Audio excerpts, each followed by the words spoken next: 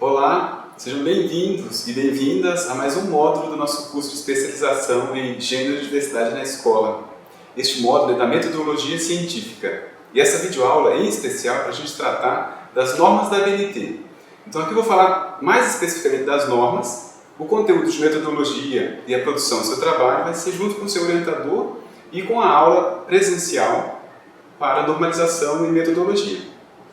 Hoje, em especial, eu vim falar para vocês sobre normalização técnica, a importância da normalização e da padronização de um trabalho científico.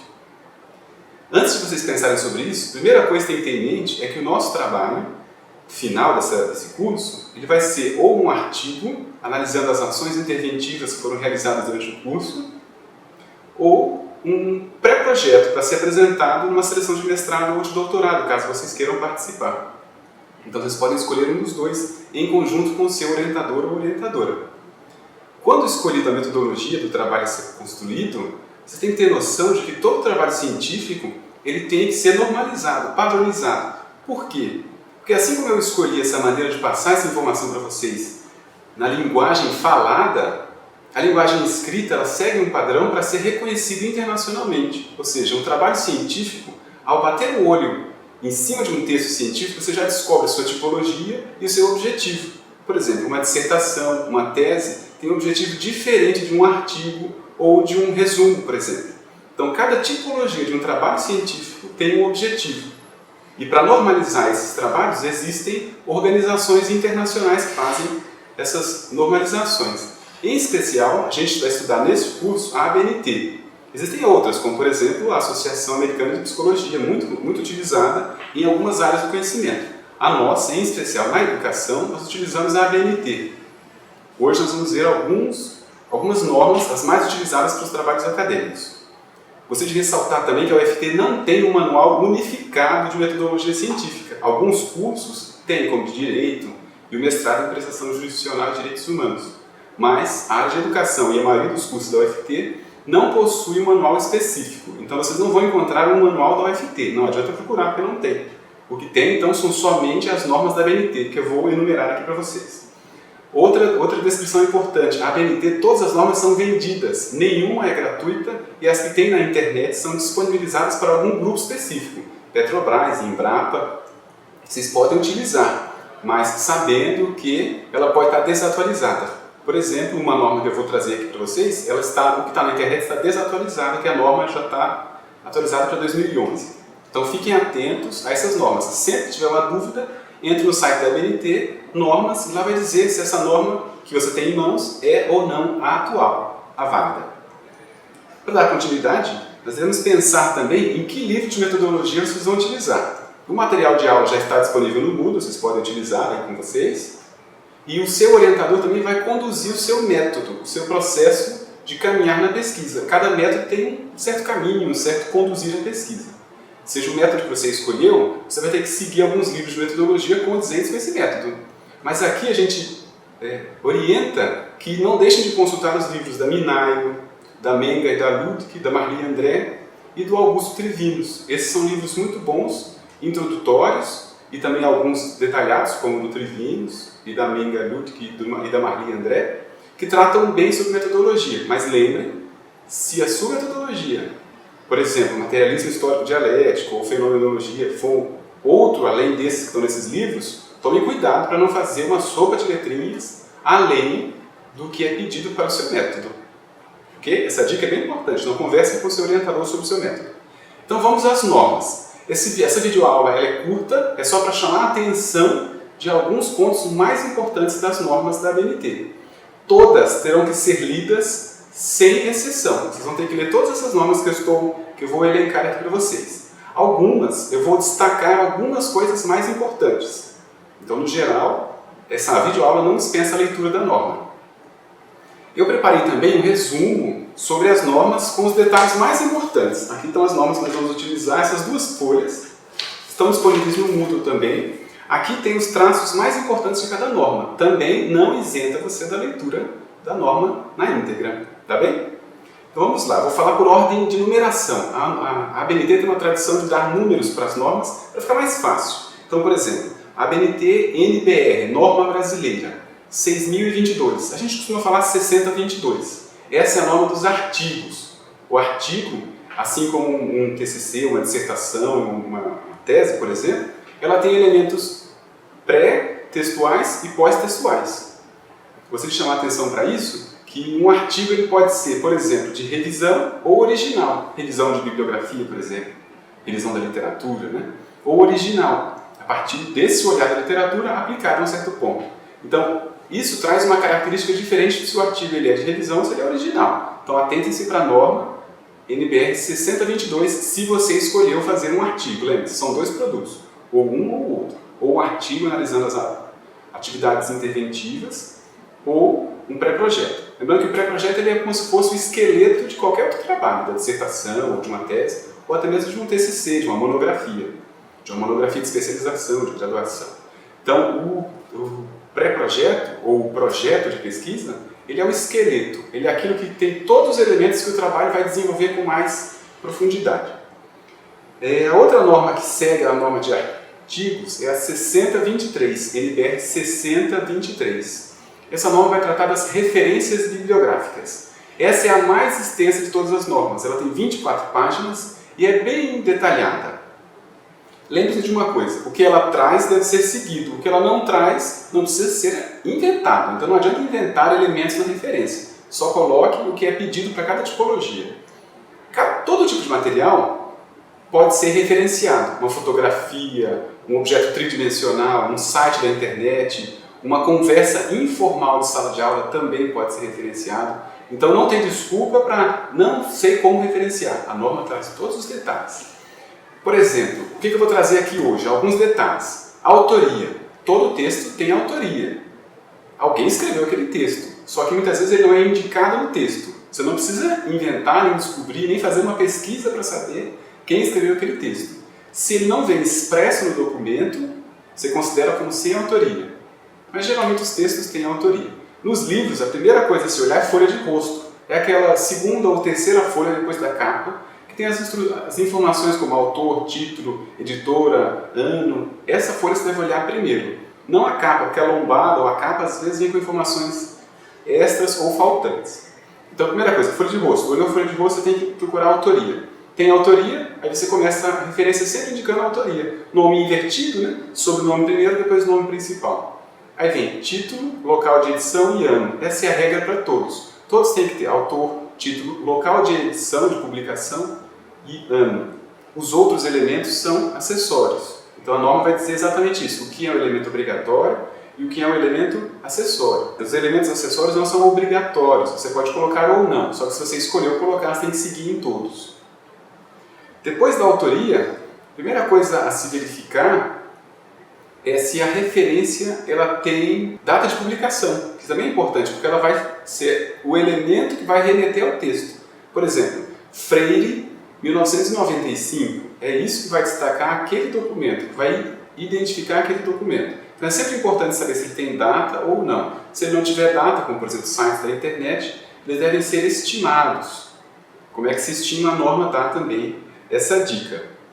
Outra coisa, em ainda relação à autoria. Sempre que tiver até 3 autores, você vai referenciar os 3. Autor 1, 2 e 3. Se tiver mais de 4 autores, você só coloca o primeiro autor, seguido da expressão et al., que é uma expressão que significa e outros. Só que você não coloca e et al., aspas, parênteses ou colchetes. Você não coloca nada. É só a expressão, por exemplo, o nome do autor. Vamos supor que Paulo Freire escreveu um livro com 4 autores. Então você vai colocar só o primeiro, sempre o primeiro em destaque, não é o que você quer citar, não. É o primeiro que aparece na folha de rosto. O primeiro que aparece, você coloca sobrenome, nome, espaço, tudo em letra minúscula, agora, et, espaço, ao, ponto. Não coloca parênteses, não coloca nada. E aí vem o título. A partir de 4 autores. Até 3, você escreve os 3 em seguida. Depois desse elemento é importante saber também que a ordenação da referência é sempre em ordem alfabética. A listagem final é sempre em ordem alfabética por sobrenome, nome, título. São os que desempatam a ordem. Por exemplo, livros do Paulo Freire. Quem vem primeiro? O título que começar com a letra inicial do alfabeto e, em consequência, vai seguindo a ordem alfabética. Outra maneira também de dispor as referências, ao invés de uma listagem final, é por notas de rodapé. Ou seja, você faz a citação e coloca um número de ordem, faz uma nota de rodapé e embaixo ele aparece. Essa possibilidade de nota de rodapé para referência só é possível se você não usar nenhuma nota de conteúdo. Então, se você usar alguma nota de conteúdo, não pode colocar nota de referência. Então, a referência vai ter que ir sempre ao final numa listagem única, que é essa listagem de referência. Na próxima norma, a norma sobre a apresentação de trabalhos, eu vou falar sobre como elas devem ser formatadas. Isso é mais para frente. A norma 6024, que é uma outra norma, é a NBR 6024, ela fala de numeração progressiva. Numeração progressiva das seções. Toda seção de um texto ele vem numerado. Essa numeração segue 1.1, 1.2, 1.3. Qual é a característica que a norma traz de mais atenção? Você coloca numeração, espaço e o título da seção. Não tem ponto, não tem travessão. É 1.2, espaço e o título da seção. A regra maior para a numeração das seções é que você só pode subdividir até a quinta seção. A gente chama de seção quinária. Ou seja, só pode ir até 1.5, não pode existir 1.6 ou 1.8 ou 1.12. A partir da sexta seção, sugere-se que crie uma nova seção. Então, essa é uma diquinha simples, mas bem importante. Outra é a numeração progressiva, até mesmo no sumário. Ela é sempre alinhada à esquerda. O título pode até andar um pouquinho para a direita, mas o número tem que ir sempre na margem esquerda. É um detalhe, mas lembra que eu falei lá no começo, que é a padronização, para a gente poder encontrar exceções no documento. A próxima norma é a norma 6027, a norma de sumários. Sumário é diferente de índice. Mais na frente eu vou falar sobre índice também. O sumário é uma organização, ou melhor, uma apresentação das seções como são organizadas no texto. O sumário, então, ele tem essa característica de apresentar as seções de um texto, de um documento. Ele é sempre considerado o último elemento pré-textual. Então, todo o trabalho, só não o artigo, né? Ele é separado em pré-textual, textual e pós-textual. O artigo ele vem tudo isso num texto só. No TCC ou na dissertação ele vem separado em partes. Então o sumário é sempre o último elemento pré-textual. Ele não apresenta os elementos pré-textuais. Por exemplo, epígrafe, errata, apresentação, essas coisas não aparecem no sumário.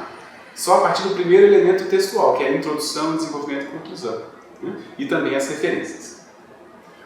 A outra norma bem importante é a 6028, que a 6028 é a norma de resumos. O resumo é sugerido que seja escrito num parágrafo único. Sugerido porque existem dois tipos de resumo, o informativo e o indicativo. A maioria dos resumos utilizados no meio acadêmico são indicativos. Então esse resumo tem que ser num parágrafo único. A primeira frase tem que ser substantiva e significativa. Ou seja, você deve escrever assim, este trabalho trata da educação municipal, ponto. A partir daí vem outras frases concatenadas sempre com a voz ativa na terceira pessoa do singular. O resumo também deve conter, além dessa frase significativa, objetivo, ou seja, é o objetivo no singular. Então você não precisa destacar os objetivos específicos. O objetivo, método, resultados e conclusão. Esses elementos têm que estar presentes no resumo. Após o resumo, dá um espaço simples, escreve a expressão palavras-chave, 2 pontos e as palavras-chave. Costuma-se indicar uma média de 3 a 5 palavras-chave. As palavras-chave também são separadas por ponto, ponto final, de uma para outra e no final da expressão o outro ponto final também. A grande importância também de entender a quantidade de palavras de 150 a 500 palavras, o seu resumo deve ter. Justamente porque ele vai indicar o mínimo do que o seu trabalho traz, desses 4 elementos que eu falei, né? Que é objetivo, metodologia, resultados e discussões. Então, de 150 a 500 palavras. Para artigo, é de de 100 a 250 palavras, do artigo 100 a 250 palavras. Isso a norma também tem. Essa é a menor norma, é uma norma de uma página apenas. É fácil de entender, esses dados que eu trouxe são os suficientes para a norma, pode até dispensar a leitura dela. A 6034 é a preparação de índice. Lembra, índice é diferente de sumário, é muito comum a gente ver nos livros a palavra índice substituindo sumário, mas índice é um outro elemento. Para tirar uma dúvida básica, sumário geralmente aparece no começo do livro ou da obra e índice aparece no final. O sumário, ele traz os itens, as seções do documento da maneira que ele aparece no documento, e o índice é um trabalho acadêmico em cima do seu trabalho, ou seja, você vai extrair expressões, palavras, nomes de pessoas, nomes geográficos, sempre organizados de maneira alfabética, indicando em que parte do livro ele está ou em quais partes, porque uma mesma palavra pode aparecer em várias seções do documento e você vai indicar o número de página. Então é sempre assim, você escolhe ou nome ou assuntos, são os mais comuns, nome de pessoas, nome de instituições, ou assuntos. Você vai dizer em que parte do documento ele está indicando o número da página.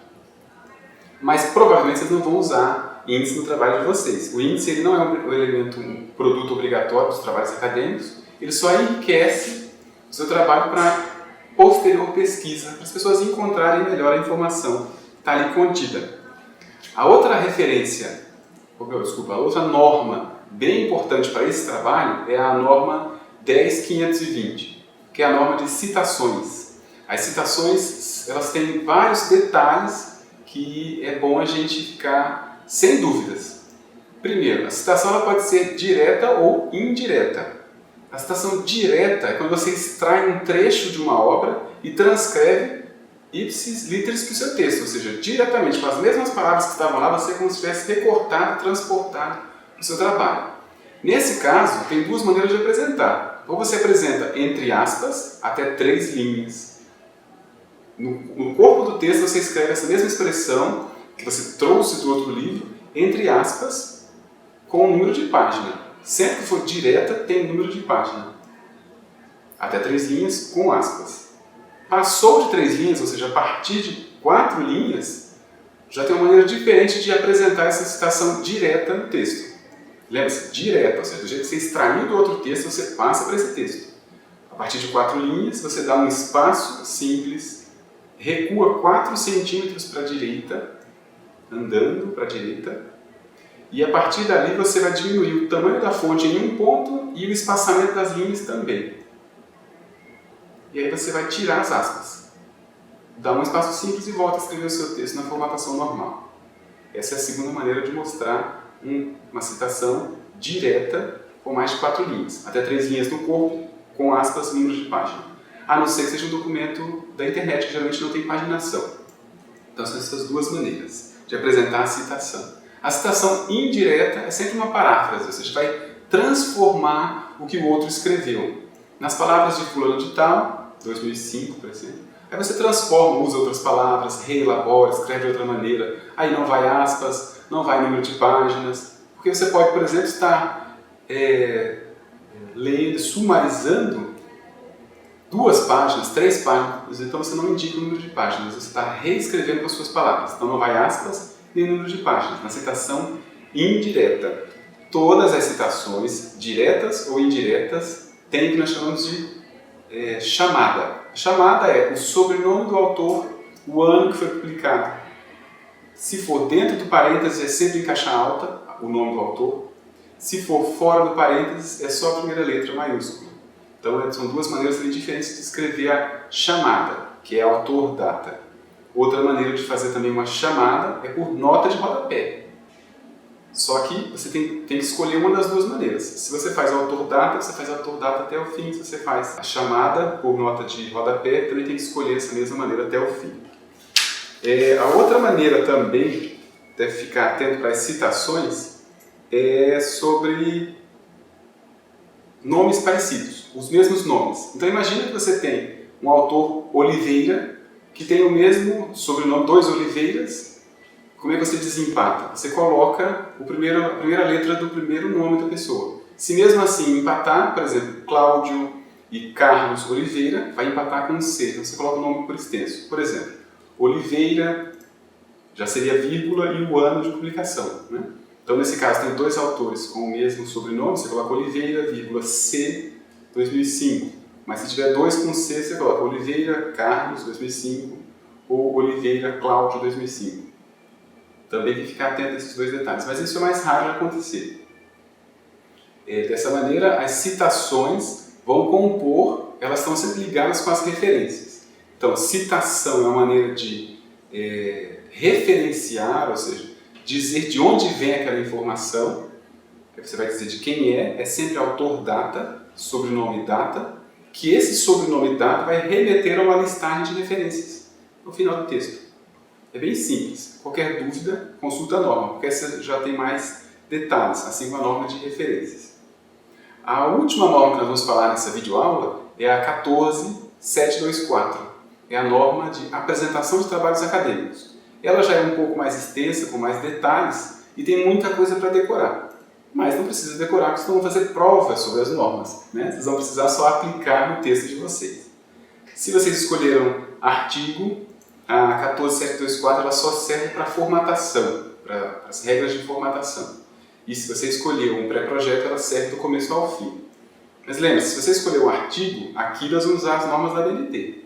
Mas sempre fique atento à revista que você vai publicar, que cada revista segue um padrão diferente, muitas vezes diferente, e muitas vezes não segue nenhum único padrão. Elas criam o seu próprio padrão, elas podem também utilizar esse sistema. Então fique atento à revista, caso vocês forem publicar esse artigo, né? Mas para a gente, aqui, para a nossa banca, a gente vai usar a norma da BNT, tá? Então essa norma 14724 é a única que foi atualizada recentemente, então é de 2011, a atualização dessa norma. A que está disponível na internet, se eu não me engano é da Petrobras, ela está desatualizada, está 2002, então fique atento. Eu vou trazer atenção aqui para as informações que foram alteradas, em especial de formatação. E aí vocês fiquem atentos aqui, e esse é o que eu vou trazer também. A não ser que vocês consigam a norma de 2011. Todas as bibliotecas dos campos da UFT têm essas normas da BNT, atualizadas. Então vocês podem consultar a biblioteca do seu campus. É só o polo de Araguatins que não tem campus da UFT, mas tem polo da UAB. Vocês podem conseguir essas informações também, mas em Miracema e Palmas as bibliotecas têm as normas atualizadas. Então a 14724 ela traz quais são os elementos pré-textuais, textuais e pós-textuais. Nem todos são obrigatórios, fiquem atentos a isso. Porém, se você prefere utilizar algum desses elementos que não seja obrigatório, ele deve seguir a ordem que está pré-estabelecida. Por exemplo, os elementos pré-textuais, quais são? Capa, lombada, folha de rosto, errata, folha de aprovação. Dedicatória, agradecimento, epígrafe, resumo em língua vernácula, ou seja, na língua que o documento está produzido, no caso português, e resumo em língua estrangeira. Lista de ilustrações, de tabelas de abreviaturas e de símbolos. E por fim o sumário. Lembra que a gente falou lá atrás que o sumário é o último elemento pré-textual. Desses, os únicos obrigatórios são folha de rosto, folha de aprovação, resumo e sumário. Então são só 4 elementos pré-textuais que são obrigatórios, nessa ordem. Folha de aprovação, folha de rosto, folha de aprovação, resumos, uma folha para resumo em português, outra folha para resumo em inglês e o sumário. Então cada um desses tem uma folha A4, são esses 4 elementos. Lembrando que são 2 resumos, são 4 elementos, mas são 2 resumos, então são 5 folhas. Os elementos textuais são os elementos que compõem o texto, é a introdução, o desenvolvimento e a conclusão. Esses são obrigatórios, não tem nem como dizer que um deles não é obrigatório. Nos elementos pós-textuais, nós temos o índice, nós temos as referências, anexos, apêndices e glossários. A diferença entre anexo e apêndice é que o apêndice foi construído por você na sua construção do seu trabalho. Uma figura, uma ilustração, um esquema. Então você vai fazer uma lista de apêndices. Mas apêndice é você vai referenciar no texto e vai aparecer no final. Ele é produzido por você. Então, dos elementos pós-textuais, como eu falei, o único obrigatório é as referências. Então esse não tem como. Nós falamos que a regra de referência, a 6023, deve ser seguida. Vamos falar um pouco sobre a formatação do trabalho acadêmico.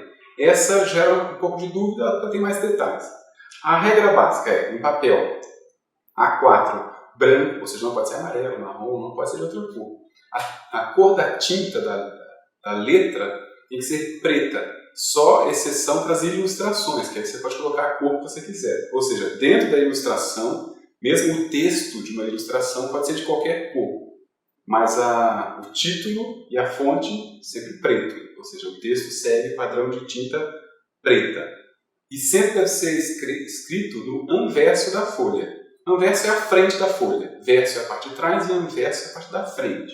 Então sempre na parte da frente. Nunca se escreve na parte de trás. E o espaçamento é sempre de 1,5 e o tamanho da letra 12. A regra não fala de letra, do tipo da letra, se é cursiva, se é Times, se é Arial, não fala.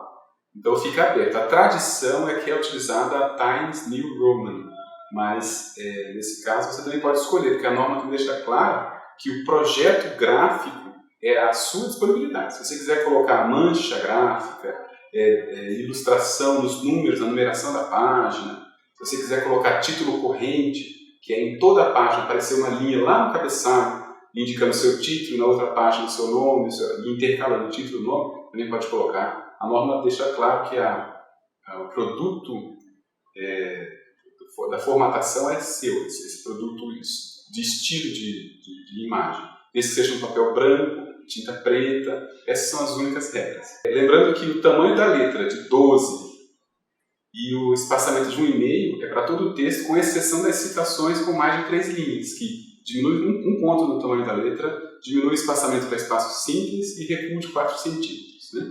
Essa é só a diferença. Também é diferente a formatação da nota de rodapé, ou seja, o texto é sempre um ponto a menos, ou seja, 11 ou 10,5. E também das referências. As referências não são escritas com espaçamento 1,5. É sempre espaço simples, espaçamento simples. E de uma referência para outra, você dá um espaço simples, separando elas com um espaço para cada uma. Ou seja, elas não ficam grudadinhas umas nas outras. Relembrando, escrita toda em espaço simples, com um espaço simples para cada referência. Para deixar um espaço mesmo para encontrar melhor as referências que você fez, para saber se você citou ou não. Aqui eu faço um adendo que é importante citar tudo que vocês leem, porque trabalho com plágio desqualifica o seu trabalho e retira o seu título fora as decisões e processos judiciais. Então é sempre importante citar tudo. A paginação. Como é que é a formatação da paginação? As páginas são todas contadas. Elas só são numeradas, ou seja, o número só aparece na primeira página do elemento textual, ou seja, na introdução. Ou seja, lá atrás, desde a folha de rosto, ela vem sendo numerada uma por uma, e a numeração só aparece, o número, vamos supor que tem 12 páginas antes da introdução. Então ela vai ser numerada, vai ser contada, mas só vai ser numerada, só aparece o número na primeira folha do elemento textual, que geralmente costuma ser a introdução. É sempre importante lembrar. Também que a numeração aparece no canto superior direito. Somente são numeradas as folhas ímpares. Não é número ímpar. Folha ímpar é considerada o anverso da folha. Então você conta, a partir dali, 1, 2, 3, 4, 5, só contando o anverso, nunca o verso. As siglas. Quando as siglas aparecem no texto, a primeira vez que ela aparece, ela deve estar dentro de parênteses, precedido do nome completo, ou seja, IBGE, Instituto Brasileiro de Geografia e Estatística, de parênteses IBGE. A partir dali, você pode sempre citando IBGE e IBGE. Toda vez que usar sigla, tem que usar uma listagem de siglas, que é um elemento pré-textual. Ele não é obrigatório, mas se ele aparece, se aparece sigla, ele tem que aparecer. Ilustrações. Ilustração gera muita dúvida também. Ilustração é de todo tipo, é gravura, figura, foto, é considerada ilustração. A ilustração ela precisa de 2 elementos dentro do texto. Primeiro, ela tem que estar perto do que está sendo falado. Se você está falando da figura 1, ela não pode aparecer lá na página 20. Tem que aparecer o mais próximo possível do que ela está sendo citada. Então, em cima vem o título. O título vai vir sempre pelo designativo da ilustração, se é foto, se é gravura. Você coloca foto 1, espaço travessão, espaço, título da foto. Foto da ação interventiva na escola municipal, tal. Isso é obrigatório. Lembrando, não é 2 pontos, não é conta, é travessão. Lá embaixo, isso é em cima. E embaixo aparece fonte. todo documento, toda gravura tem uma fonte. Nem que seja você mesmo ou você mesma que fotografou, que elaborou a gravura. Nesse caso tem que colocar fonte própria. A norma não deixa claro qual é o texto, mas pode ser fonte do autor, fonte própria. Aí você escolhe fonte deste autor, fonte deste trabalho. Mas a fonte sempre tem que ser citada. E as tabelas seguem a regra do IBGE. É um livro publicado em 1993, titulado Normas de Apresentação Tabular. Ela tem algumas diferenciações, mas nós não vamos entrar aqui em detalhes, porque provavelmente nossos trabalhos não usam tabelas. Mas se utilizar, é só consultar esse livro no site do IBGE, que tem algumas particularidades. Bem, essas foram algumas informações extraídas das normas da ABNT para o nosso trabalho. Ressalto que esse resumo que eu elaborei aqui para essa aula está disponível em formato de texto aí na plataforma no Moodle. Podem ler, para tirar dúvida, assistam de novo essa videoaula ou mandem um e-mail para mim, marcosmaia@uft.edu.br. No Moodle também é só clicar em participantes, procurar pelo meu nome e mandar uma mensagem que também vai para o meu e-mail e eu respondo a vocês prontamente. Lembrando que para tirar dúvidas de ABNT. Porque de metodologia tem o professor que vai conduzir a aula de vocês e o seu orientador ou a sua orientadora. Bem, foi um prazer e até mais!